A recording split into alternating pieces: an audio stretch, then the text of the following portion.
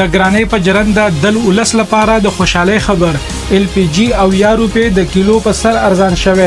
ال پی جی نرخ د 2.9 یو سل اتیا روپو ته راکو شوه ولې د روبي جون نه پېټرول 15 او ډیزل 3 روپې ارزانېدو تمخ کار شوه.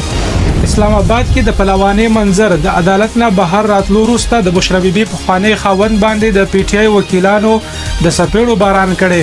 خبرمنی کوي په بوتلو وشته او ځمکه ته راغورځولې. عدالت کې هم بد رد ویل شوی. عدت نکاح کیس کې خبرمانی کا په جج باندې باور نه کول سرګندونه کړي ولې جج د فیصله اورولو څخه معذرت کړي او کیس یې بل جج ته د وړاندې کول لپاره رجسترار ته چټي لیکلې. جج ویلي چې خبرمانی کا په دویم ځل په جج باندې د باور نه کول ویلي چې له وجې د کیس فیصله اورول صحیح نه ده. د پی ټ آی مشرانو خبرمانی کا باندې د بدو ردو ویلو تور لګولې. دوی ویلي چې خبرمانی کا په جج باندې عدم اعتماد کولو د اول نه تیار شوی منصوبه ده. وای د انصاف قتل وکړي شو. عمر ایوب ویلي چې کیس ختم شوی دی دوی سره هیڅ هم نشته دی. حسن رؤوف ویلي چې د دباو په وجه باندې جج فیصله نه دا اورولې. وای موږ د انصاف قتل او ریاست کمزوري وینو. معلومیږي چې عمران خان په جیل کې نور وخت هم تیری. د ورکشوي شاعر احمد فرحات پته ولګیدا. وای احمد فرحات نیول شوی او کشمیر پولیسو سره دی.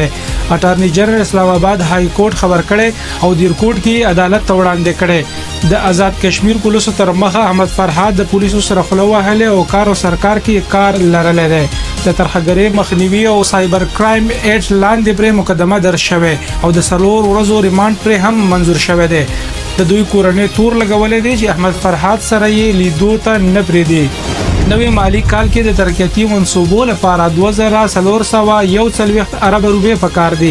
نوې ترقیاتي منصوبو لپاره به 1 ارب روپو بیلېدو سلا ورکړې شوه. د نوې جی ډي پی ګروث هدف 3.9% مقرر کېدو پلان تیار شوی دی.